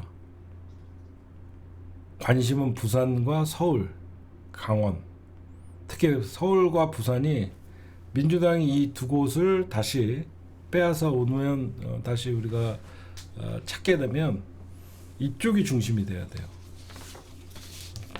여러분들 뭐 제 분석에 공감할지 모르겠지만 주호영은 다음이 없거든요. 2년 더 배지 달고 있을 바에 정치적 승부수를 던질 수밖에 없어서 저는 무소속 출마가, 저는 물론 제가 틀릴 수 있어요. 정치라는 게 또 모르는 거니까 뭐 그때 뭐 틀렸다라고 비난을 하지 마시고, 제가 보면 주호영은 다음이 없기 때문에 스스로가 알거든. 친이 정치인의 한 지역구에서 칠선하는 건 불가능할 거라고 생각해서 이번에 정치적 2년 먼저 나오더라도 정치적 승부수를 띄울 수밖에 없고, 정치적 승부수를 띄울 때는 뭔가 지원군이 있어야 되는데 그게 한동훈이 될 가능성이 많고, 왜 그러면 한동훈이는 또 지역구가 필요하고, 그러다 보니까 수도권이나 이쪽에서는 한동훈이가 3자 대결에서 이길 가능성이 없으니까 주호영 지역구의 한동훈, 그리고 대구시장의 런닝메이트로 주호영을 지지하는, 그게 가장 저는 유력해 보입니다, 여러분들. 제 분석에 공감하실 수도 있고 아닐 수도 있고, 제가 보면 그래요. 제가 요거를 좀 하나 빼먹었는데, 그러면 이번에 보선이 몇 개냐? 지금 보선이 여러분들 나온 것만 7개예요. 지금 제가 보면 보선이 한 10개 정도는 될 것 같아요. 거의 미니총선급으로. 여러분들 알다시피 지금 경기 평택을 민주당 사고지역이죠. 민주당 사고지역 맞나? 그 다음에 경기 민주당 사고지역, 그 다음에 안산갑, 여기도 민주당 사고지역. 충남 아산을은 강훈식, 경기 안산갑은 양기대, 평택을은 누군지 까먹었고, 전북 군산 김제 부안 갑, 여기에 울산 김상욱 나오죠. 여기에 이제 추미애, 그렇죠? 추미애도 이제 경기도지사 후보가 되면 추미애도 여기 비죠. 그 다음에 박찬대 지역구 인천 연수갑, 이렇게만 해도 거의 9개 10개가 돼요. 그렇잖아. 박찬대 현직에서 박찬대 나가죠. 추미애 나가죠. 거기에 강훈식 배지 던졌죠. 이거에 3개, 평택 4개, 안산 5개, 아산 6개, 그러니까 아산은 강훈식 했죠. 전북 한 7, 8개 이제 또 국힘당에서 나올 수 있고. 이제 제가 여러분들에게 이 말씀을 왜 해드리냐면, 송영길이가 사실 갈 데가 없어요. 부산 전재수, 부산도 전재수가 있고, 한준호나 추미애는 어떻게 둘 중에 하나니까 한 지역구가 비는 것이니까요. 이제 제가 예의주시하는 건 뭐냐면 조국 장관이에요. 지금 제가 들리는 소리에는 조국 장관이나 이쪽에서 안산 단원, 안산 갑, 안산 갑을 추천받다라는 얘기가 있어요. 이렇게 되면 저는 절대 조국 장관님은 안산은 안 갔으면 좋겠어요. 그러면 김남국과 대결을 해야 되거든요. 차라리 부산 쪽에 나올 가능성이 많기 때문에 아니면 저는 김상욱이 지역구 여기도 괜찮고, 근데 김상욱이 지역구에는 전은수 청와대 부대변인과 허은호 울산시장 후보가 간다라고 해서 지금 조국과 김남국의 매치는 절대 저는 일어나서는 안 된다라고 생각해요. 내심 좀 걱정인데 아마 제가 보면 부산 북갑이 지금 비어 있거든요. 부산 북구 갑이 여기서 저는 조국 장관님이 이쪽으로 나갈 것 같고, 지금 여러분들 최대 15곳까지 보궐선거가 일어날 수도 있어요. 15곳까지 보궐선거가 일어날 수 있기 때문에, 왜냐면 현역 의원 중에 이제 광역단체장들 출사표들이 양쪽에서 나오니까 좀 보셔야 될 것 같아요, 여러분들. 그다음 지금 특검 얘기 좀 할게요. 특검 대박이죠. 지금 대검과 중앙지검을 압수수색을 했습니다. 진짜 이런 적 없었죠. 특검이 대검과 중앙지검을 쳤어요. 이유는 여러분들 알다시피 이창수, 조상원 이 두 명이 김건희 봐주기 의혹이죠. 제가 계속 말씀드리지만 특검에서 검사들의 죄를 묻지 않으면 특검의 의미가 없는 거예요. 이 모든 김건희의 국정농단은 검사들의 봐주기였어요. 검사들이 얼마든지 김건희는 멈추게 할 수 있었습니다. 그렇잖아요. 얼마든지 검찰이 제대로 정상적인 어떤 결정을 했다면 김건희는 진작 멈추고 윤석열 집권 시기에 구속도 되는 사안이었어요. 지금 이창수 전 지검장 뿐만 아니라 지금 압수수색, 거기에 대검과 중앙지검까지 압수수색을 했는데 지금 어떤 얘기가 나오냐면 김건희 무혐의를 주기 위해서 처분하기 전에서 판례를 찾아봐라, 주가 조작 무죄 판례를 검토하라고 지시했다라고 지금 단독 기사들이 나오고 있어요. 검사들 최소한 전 특검에서 5명 이상은 기소를 해야 된다고 보거든요. 그 제대로 하는 거라고 생각해요. 일단 특검 수사 여러분들이 많이 관심을 갖고 응원 좀 해주셔라. 그 다음에 민주당에서 여러분들 윤석열 검찰 조작 기소 국조계획서 국회가 통과됐죠. 대장동 쌍방울, 저는 공치소 모임을 제가 비판했던 이유 중에 가장 큰 게 뭐냐면 이재명을 위해한다 그러면서 이재명 공소 취소 모임이라고 했던 게 가장 바보 같은 짓이었어요. 그렇죠? 이재명 대통령을 위한다 그러면서 공소 취소라고 하는데 이재명만을 공소 취소하기 위해서 만든 거잖아요. 이건 정말 잘못된 거거든요. 윤석열 정부에서 이재명만 이 검찰이 조작했나요? 아니잖아요. 그래서 제가 이걸 엄청 비판했었어요. 윤석열 검찰의 조작 기소 전체를 국정조사를 해야죠. 그렇기 때문에 이번에 이게 국회를 통과되고 대장동 쌍방울 사건뿐만 아니라 울산 원전 사건 뭐 이런 것들까지 이제 다 넣어서 7개 사건을 5월 8일까지 조사합니다. 이제 아마 국정조사하는 장면이 이제 방송을 통해서 여러분들이 보여지겠죠. 지금 아마 그 조사 대상 여러분들이 좀 알려드리면 대검찰청을 조사합니다. 중앙지검, 공수처, 대법원, 서울공업, 서울중앙지법 다 조사합니다. 다 조사하고 국조특위는 18명으로 18명으로 구성이 되는데 민주당이 11명, 국힘당이 7명, 조국혁신당과 진보당 1명, 20명으로 구성되는데 민주당이 과반 이상 11명이 차지하고 국힘당이 7, 조국혁신당과 진보당이 1명 해갖고 20명으로 구성되는 거예요. 위원장은 서영교, 국조특위 위원장은 서영교, 국정조사 기간은 5월 8일까지. 이거는 선거 28일 전까지 한다는 거예요. 이거는 시간도 잘 잡은 것 같아요. 그렇죠? 이거는 누가 봐도 선거 때까지, 선거 지나서까지 하면 이게 혼란이 올 수 있는데 5월 8일까지 조사하고 나서 이제 거기서 나온 실체들 가지고 검찰에 어떤 책임을 묻겠죠. 그렇게 여러분들이 보시면 될 것 같고, 이제 중수청법도 여러분들 통과되면서 사실 이제 10월이면 검찰청이 폐지가 되죠. 여러분들이 지금 그런 것들에 대해서 좋지만 이 중수청법과 공소청법이 통과됐지만 진짜 싸움은 검찰의 보안수사권이 남아있죠.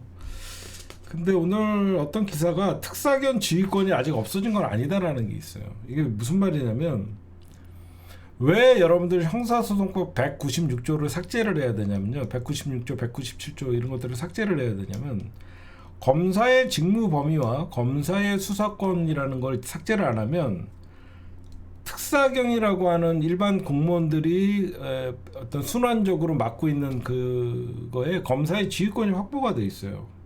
형사소송법의 검사의 권한에 검사가 특사경을 지휘할 수 있다라는 게 명문화되어 있기 때문에 우리 이거 까먹으면 안 됩니다. 여러분들 무슨 말씀인지 아시겠죠? 형사소송법을 삭제하지 않으면요, 특사경을 이용해서 검찰이 수사에 개입을 할 수 있어요. 그래서 검찰 형사소송법에 검사의 권한이라는 이 자체를 삭제를 해야만 진짜로 우리가 중수청법과 공소청법을 나눌 때 특사경을 지휘할 수 없다라고 해놔도 형사소송법에는 돼 있기 때문에 검사가 얼마든지 특사경을 지휘할 수 있어요. 그래서 반드시 6월 이후에 있을 보안수사권이나 형사소송법 개정이 있겠죠. 그때 보안수사권 존체 여부와 함께 특사경 지휘권도 박탈을 해야 됩니다. 그게 중요한 거예요. 검사의 권한을 삭제하지 않으면 그대로 특사경의 뒤는 남아있을 수밖에 없는 거예요. 굉장히 중요한 문제다, 이렇게 여러분들에게 좀 말씀드리고, 그 다음에 제가 며칠 전에 여러분들 이창용 한국은행 총재가 연임을 할 것인가, 아니면 다음 달 이창용 4월 10일인가요? 아마 제가 알기로는 이창용 한국은행 총재가 임기가 다 되거든요. 저는 바꿀 거라고 예상을 했죠. 세술은 세 부대에 담아야 되죠. 이재명 정부에서 이제 차기 한은 총재의 신현송 어떤 그 후보자를 지명을 했어요. 이분도 대단하더라고요. 지금 뭐 경력이나 이런 것들을 보면 뭐 잠깐 말씀드리면 뭐 화려해요. 막 4월 20일 날 임기가 끝나네요. 근데 제가 뭐 이분의 경력이라는 걸 따져보려는 게 아니라 지금 한국은행 총재가 굉장히 힘든 자리예요. 왜 힘든 자리냐면 우리나라 사실 지금 전시경제 체제거든요. 거의 전쟁에 준하는 뭐 환율이 1,500원을 넘고 국제 유가가 지금 치솟으면서 삼고 현상이 벌어지죠. 이럴 때 여러분들 어떻게 해야 되냐면 한국은행의 가장 큰 기능이 뭐냐면 여러분들 통화 정책이죠. 이 금융 안정과 물가를 잡는데 통화 정책이 가장 필요한데 지금 물가 안정과 성장이라는 이 충돌되는 개념에서 과연 어떻게 적절히 할 것이냐. 왜냐하면 물가를 잡으려고 그러면 금리를 올려야 되잖아요. 그러면 내수가 죽어버리면 성장이 져야 된다고요. 굉장히 힘든 시간이에요. 이 물가를 잡을 것이냐, 성장을 올릴 것이냐, 이런 딜레마가 있을 거라고요.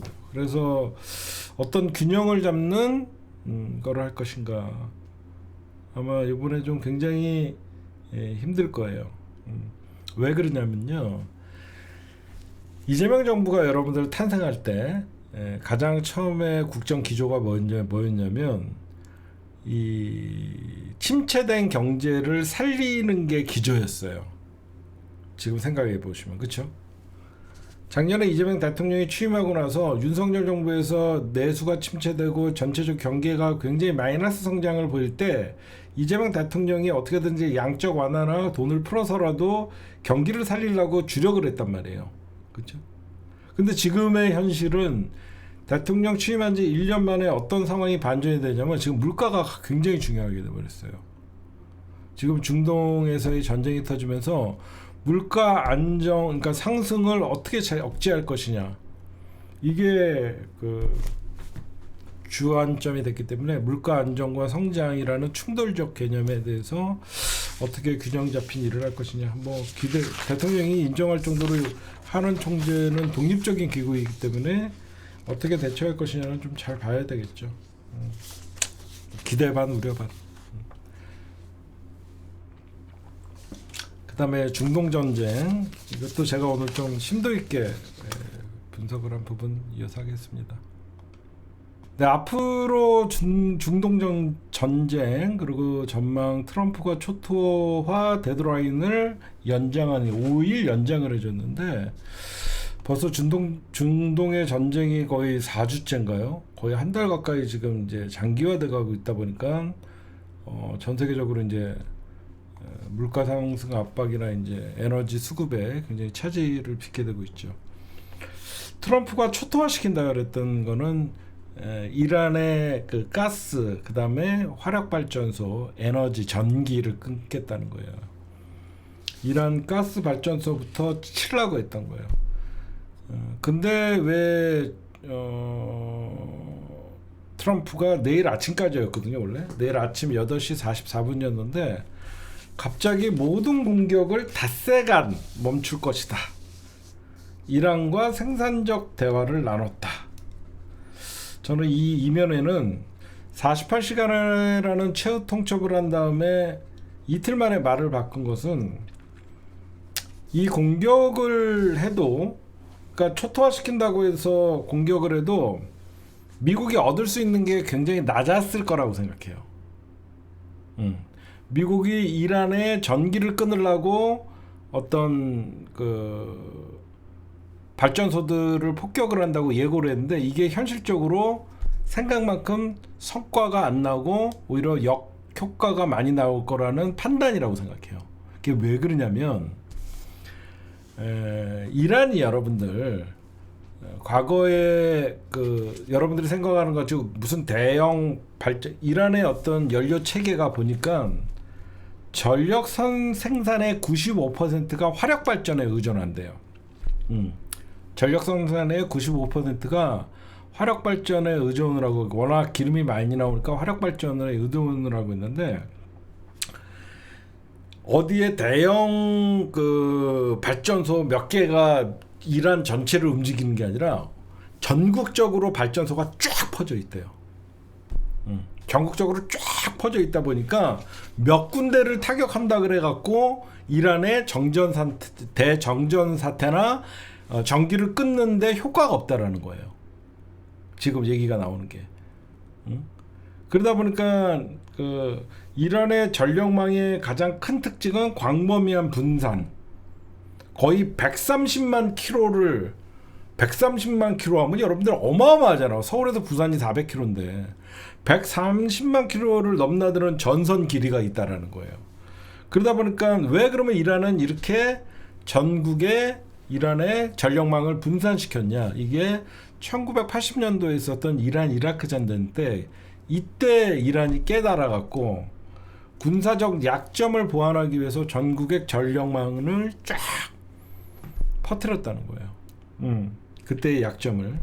그러다 보니까 1991년에 걸프전이 있었을 때도 19개의 발전소의 전력이 비교적 집중된 구도였는데 그 이후에도 계속 전국으로 퍼뜨렸다는 거예요. 그러다 보니까 이번에 미국이 초토화시킨다고 하는 어떤 세 곳이었거든요. 그런 대형 발전소를 폭격해봐야 전체의 한 3.7%의 전력을 차단하는 효과밖에 없다라는 거예요. 지금 미국이 얘기하는 어떤 2000메가와트 이상을 생산하는 초대형 발전소 세 곳을 타격해봐야 얼마 되지 않는다는 거예요. 그 대표적인 게 다마반드 대형 발전소를 타격을 해봐야 3.7%밖에 안 된다는 거예요. 그러다 보니까 미국이 이란 전역의 전력을 전부 끊으려고 그러면 몇 주간 폭격을 해야 된다는 거예요. 그러면 어떤 게 있죠? 이거는 1차적인 거고, 저는 진짜 미국이 여기서 한 발을 뺀 거는 뭐냐면, 이게 결국은 여러분들 민간 전력이잖아요. 전력 회사들. 민간 전력을 폭격하거나 인프라를 공격을 하면요, 전쟁 범죄예요. 왜 전쟁 범죄냐? 민간인 사망자가 늘어나요. 이게 전력을 끊겠다라고 하면서 전력의 중심이 있는 어떤 발전소나 이런 쪽을 끊게 되면 대규모 민간인 사망자가 나오게 되고, 결국은 민간 전력과 인프라를 끊어버리면 전쟁 범죄가 된다는 거죠. 민간인 사망자가 굉장히 크게 그 예를 들은 게 뭐냐면, 미국이 과거에 1991년에 이라크를 침공할 때, 그때 핵심적으로 발전소부터 쳤거든요. 무기 시설과 발전소를 칠 때 대규모 민간인 희생자들이 나와서, 이거에 대해서 이제 그 미국 입장에서는 타격을 이란에게 크게 주지도 못하면서 오히려 전쟁 범죄, 국제 여론이 악화될 수 있기 때문에 그런 얘기들이 나오고, 그 다음에 저는 트럼프가 나는 한 발짝 물러선 거는 쫄았다라고 생각해요. 뭐냐면, 이란이 지금 물러설 기세가 아니거든요. 장기적으로 그러면 미국이 불리하다는 걸 이란이 알아요. 여러분들 보시면 지금 여기가 호르무즈 해협이죠. 그렇죠? 여기가 호르무즈 해협인데, 이게 요 길이가 한 50km라고 하는데, 실제로 50km 중에서 배가 다닐 수 있는 건 한 2-3km밖에 안 돼요. 그러니까 한강에 한 2-3배 정도밖에 안 돼요. 그래서 지금 요 구역에 지금 이란이 기뢰를 설치해 놨다는 거 아니에요? 그래서 요 지역을 통과시키지 못해서 지금 미군의 해군이나 트럼프가 전 세계의 어떤 함정과 군대를 파견을 요청을 하는데, 이란이 이번에 미국의 초토화 작전에 대응하는 수단으로 뭘 썼냐면, 여기가 여러분들 전체적인 페르시아만이죠. 여기에다가 다 기뢰를 깔아버리겠다는 거예요. 그러면 아랍에미리트, 카타르, 미국의 우방인 카타르나 아랍에미리트뿐만 아니라 여기에만 기존에는 기뢰를 깐다 그랬는데, 페르시아만 전체에다가 기뢰를 떨어뜨려 버린다는 거예요. 그러면 아예 중동 자체에 그 어떤 배도 못 지나가는 거죠.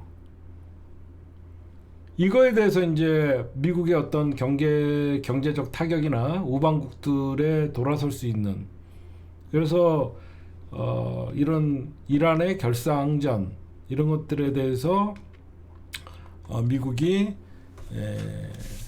한 발짝 물러섰다라고 저는 봐요. 첫 번째가 민간인 희생, 전쟁 범죄, 그 다음에 대규모로 넓게 포진되어 있는 이란의 전력망.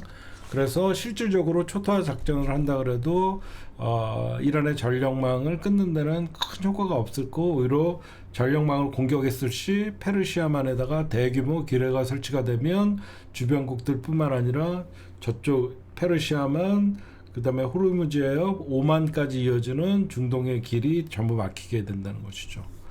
그래서 그거에 부담이 있었고, 그러면 이란은 무조건 전쟁을 하면서도 미국의 이란의 어떤 협상단과 미국의 협상단은 끊임없이 협상을 하는데, 그러면 생산적인 대화를 나눴다 이란과 이 트럼프가. 그러면 이란에 어떤 생산적인 대화를 나눴나?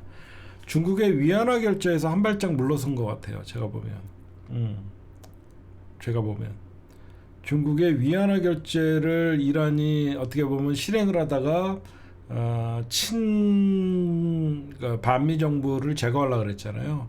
그래서 이란도 미국이 페트롤 달러를 지키기 위해서 이 전쟁에 참여했던 명분도 여러 가지 중에 이유 중에 하나가 있기 때문에, 그 물밑에서는 자기네 이란은 앞으로 달러로 결제를 받겠다라는 모종의 거래가 있었을 것이다라는 생각도 좀 유추해 볼 수 있고, 그 다음에 여기에 이제 트럼프가 이제 점점점 이 전쟁의 회의를 느끼는 것 같아요. 이유가 뭐냐면, 제가 이 전쟁은 네타냐후가 끌어들인 전쟁이다라고 하면서 개전 초기에 제가 여러분들에게 몇 번을 강조해 드렸어요. 그 이유 중에 하나가 네타냐후가 현재 이스라엘 검찰에게 수사를 받고 있고 여러 가지 부정부패 비리 혐의로. 그래서 실질적으로 네타냐후는 이 전쟁이 발발하지 않으면 사실 구속될 위기에 있고 사실 총리직에서 물러날 수밖에 없기 때문에 전쟁이 급했고 그럴 수밖에 없는 상황이었고 거기에 트럼프를 꼬셔야 되는데 트럼프에게 그러면 어떻게 달콤한 유혹을 했을까라고 보면 이스라엘의 정보부가 CIA에 버금가는 엄청난 정보력을 갖고 있죠. 그러다 보니까 끊임없이 1월 달에 일어났던 이란의 민중 봉기가 있었죠. 그렇기 때문에 이스라엘의 네타냐후가 트럼프에게 몇 번 이란의 어떤 실세들을 제거하면 이란에서는 민중봉기가 가능할 것이다. 그러니까 체제 붕괴가 가능하면 친미 정부를 세워라. 이런 식으로 계속 달콤한 유혹을 했을 것 같고 그 다음에 쿠르드 민병대가 우호적이다. 이런 자꾸 거짓을 발설을 해서 근데 다 네타냐후가 쿠르드 민병대도 어떻게 보면 자기네들이 국가라는 걸 재건하기 위해서 미국에 협조할 수밖에 없다라는 네타냐후의 제안, 그 다음에 이란의 핵심 어떤 반미 지도자들만 제거하면 봉기가 일어날 것이다. 이렇게 하면서 미국이 전쟁에 참여했던 계기가 됐던 것 같고, 그 다음 그 이면에는 또 트럼프의 미국 내 정치 상황도 뭐 여러 가지 앱스타인 파일이나 뭐 여러 가지가 있지만 지금 트럼프가 이제 점점점 네타냐후에 대한 그 신뢰가 떨어지는 것이죠. 네타냐후의 말을 믿고 뭐 이란에서 민중봉기가 일어날 것이다. 쿠르드족의 민병대가 미국을 도와서 이란의 내전에 참여할 것이다. 이랬는데 전부 그게 반대로 가니까 트럼프가 점점 이 전쟁에서 빠져나와야 되는데 점점 깊이 관여만 되고 뭐 이란의 민중들이 봉기도 안 하고 쿠르드족도 안 싸워주고 그러니까 점점 미국이 지금 명분 없는 싸움을 국제적으로는 침략 전쟁이다라는 것들이 많고 그리고 여러분들 그 트럼프는 어떻게든지 자기가 그 오판했다라고 인정하고 싶지는 않지만 네타냐후의 말만 듣고 어떻게 보면 전쟁에 참여한 거잖아요. 그럼 여러분들 이란에서 여러분들의 질문 하나 할게요. 이란에서 왜 대규모 민중봉기가 일어나지 않을까요? 이란에서 대규모 민중봉기가 일어나지 않는 이유는 딱 하나예요. 하늘에서 폭탄이 날아다니는데 누가 거리에 나옵니까? 그쵸? 미국의 오판이에요. 아무리 여러분들 아무리 이란이 어떤 현 정부가 밉고 그래도 하늘에서 건물들의 폭격을 당하고 폭탄이 떨어지는데 누가 사람들이 나오겠냐고요. 안 나오죠. 폭탄이 떨어지는 상황에 이란인데 거리에 누가 나오냐고. 그러니까 이런 것들도 오판이고, 응? 그리고 대규모 공수반다라고 해서 이게 당연히 이거는 국가의 어떤 그 내전과 외국의 침략을 받아들이는 아랍 민족이 달라요. 이슬람과는. 적어도 그 어떤 하메네이라는 어떤 최고의 지도자에 대한 불만이 있었지만 그렇다 그래갖고 이 이란 국민들이 친미 국민들은 아니거든요. 그러니까 미국이 거기서 오판을 한 거예요. 하메네이라는 어떤 독재자에게 어떤 불만이 있었지만 그렇다 그래서 그 국내 사정을 미국의 개입에 의해서 어떤 정권을 친미 정부로 세우는 거랑 또 다르거든요. 하메네이에게 불만이 있지 그렇다고 해서 트럼프를 지지하는 건 아니거든요. 그러니까 이런 여러 가지 오판이 있다 보니까 벌써 전쟁이 4주차 지나가고 있는데도 계속 미국이 수렁에 빠지고 있고 트럼프 같은 경우에 미국에서 어떤 정치적 배경이 마가라는 자기의 어떻게 보면 코어 지지층의 이탈의 모습이 보이다 보니까 결국 네타냐후와 이제 시간이 가면 갈수록 불화가 일어날 수밖에 없고 오히려 이란과 물밑 협상을 통해서 어떻게든지 전쟁을 빠져나오려고 하고 이란도 굉장히 보면 얍삭하는 게 어떻게 보면 미국을 고립시키기 위해서 이스라엘이나 미국 아니면 호르무즈 해협을 통과시키는 건 문제 없다라고 이렇게 얘기를 해버렸잖아. 그러니까 서방 국가들이나 어떻게 보면 우리 아시아 국가들 일본이나 우리나라나 미국의 어떤 전쟁에 동조해주지만 않으면 너희들은 호르무즈 해협에 어떤 기름이 나가는 것은 아무 제약이 없다라고 하면서 거기서 갈라치기를 해버리는 것이죠. 동조하지 못하게. 그러니까 외교적으로는 잘하는 거죠. 그래서 여러 가지 이제 보면 미국이 결국은 저런 원유 공급이 안 되고 그러면 미국도 지금 유가가 올라가고 미국도 물가가 올라가기 때문에 굉장히 정치적 부담이 있죠. 제가 보면. 그리고 특히 트럼프 같은 경우에는 미국 정치적 상황이 굉장히 불안정하잖아요. 지금 여기저기서 지금 들려오는 소리도 지금 트럼프가 국제적으로도 많이 힘들고. 그리고 여러분들 그거 아셔야 돼요. 저는 이번 이란과 이스라엘 미국 전쟁을 보면서 미국의 위상이 많이 떨어졌다라고 생각해요. 트럼프가 전 세계에 파병 요청을 했잖아요. 동맹국들에게. 여러분들 파병 요청이라는 건 무슨 말이죠? 자기네들 그러니까 미국 스스로가 혼자 감당하기 어려운 전쟁이라는 걸 외연적으로 표시한 거죠. 보시면 과거 같은 미국 혼자도 다 쓸어버리고 해야 되는데 전 세계에다가 군대를 파병 요청을 하고 유럽에게 어떤 외명 당하고 미국이 그만큼 전 세계의 어떤 지배력이 약해졌다는 것이죠. 예전 같으면 여러분들 어때요? 미국이 전 세계에 파병 요청 안 해도 미국 눈치 봐갖고 알아서 파병해주고 그랬잖아요. 근데 이 전쟁 자체가 명분 없는 동맹국들 사이에서도 반대를 하고 침략 전쟁으로 규정을 했기 때문에 미국도 과거같이 어떤 뭐 천조국 이거는 뭐 연병을 해도 미국이 과거 같은 어떤 그 달러 패권이나 군사 패권 그런 것들이 많이 쇠약해졌다라고 봐셔야죠. 제가 보면. 호르무즈 유조선 이란이 통과시켜 거꾸로 미국이 타격할 듯. 미국이 호르무즈 해역에 배를 타격을 한다고요? 하여튼 이런 것들을 보면 미국도 지금 굉장히 골치 아플 거예요.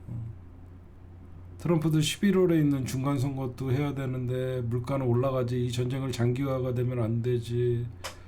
그러면 그럴수록 이제 이란도 지금 사실 뭐 여러분 세상에서 제일 무서운 게 뭐냐면 악만 남은 놈도 아니에요. 그래서 제일 무서운 게 여러분들 모든 걸 내려놓은 놈이에요. 이란이 지금 모든 걸 내려놓은 놈이에요. 아니 이판사판 이러면 악만 남은 놈은 별로 여러분들 안 무서운 거예요. 모든 걸 내려놨잖아 지금. 그냥 오로지 이란 이스라엘의 결상전 모든 걸 죽든지 말든지 모든 걸 내려놨잖아. 그게 제일 무서운 거예요 지금.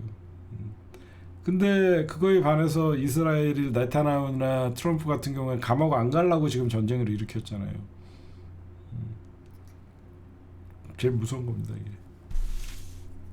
그래서 제가 분석할 때는 갑자기 트럼프가 초토화 데드라인을 연장한 이유는 첫째가 전쟁 범죄, 그 다음에 타격의 효과의 미비, 그 다음에 트럼프가 네타냐후에게 어떤 그 신뢰가 깨지고 불만들이 있고 트럼프의 국내 정치 사정이 기반이 점점 약해지고 여러 가지 복합적인 것들이 있는 것 같은데 이 전쟁이 쉽게 끝나지 않을 것 같으면서도 저는 쉽게 끝날 거라고 봐요. 그 이유는 뭐냐면 트럼프니까. 변덕스러운 트럼프이기 때문에 우리는 이 전쟁을 이제는 승리를 해서 제가 며칠 전에도 그런 얘기했죠. 트럼프가 자축 승리하고 전쟁 끝 할 거라고. 근데 이제는 네타냐후 때문에 끌려다녔는데 그걸 이제 뿌리치는 순간 의외로 쉽게 끝나는 전쟁일 수도 있겠다. 근데 이게 참 제가 걱정은 뭐냐면요. 이스라엘이 이란의 원전도 폭격을 하고 여러 가지 발전소를 폭격을 함으로써 전쟁이 끝나도 유가 수급은 원활하지 않을 것 같아요. 장기간 원전을 재보수하고 하는 데만 몇 년이 걸릴 테고 그 유전이나 이런 데 타격이 이란에 꽤 있기 때문에 저런 게 쉽지는 않아 보여요. 그리고 우리나라가 여러분들 뭐 사람들이 착각을 하는데 비축류가 6개월 있잖아요. 그러니까 대부분 나라마다 우리나라 같은 경우에 비축류를 한 6개월 정도를 재고를 싸놔요. 그러면 여러분들 그 6개월치를 다 쓰는 게 아니에요. 6개월치 분에서 한 달치를 빼는 순간 또다시 한 달치를 사와서 6개월치를 항상 맞춰 놓는 거예요. 그렇기 때문에 지금은 비축류를 꺼낼 때가 아니기 때문에 유가를 유지할 수 있지만 이 전쟁이 장기화가 되면요. 우리나라가 이제 비축류를 방출하기 시작하잖아요. 그러면 6개월치 중에 한 달치를 하면 5개월치 남았잖아요. 그럼 우리는 한 달치를 수입을 해야 되잖아요. 그때부터 어마어마한 고유가의 비축류가 들어오는 거죠. 무슨 말씀인지 아시겠죠? 그래서 우리가 이제 두 번째 달, 그러니까 6개월치 중에 2개월치를 하면 또 2개월치는 막 배럴당, 그 전에는 배럴당 5, 60불에 사왔던 유가들을 푸는 거죠. 이제는 막 더블로 120불 이런 비축류들이 들어와야 되는 거예요. 그래서 기름값들이, 그러니까 장기전으로 가면 우리나라 경제에 심각한 타격이 온다는 거죠. 어마어마하게 비싸게 사온 6개월치가 이제 쌓여 있는 거죠. 그렇게 여러분들이 좀 보셔야 될 것 같아요.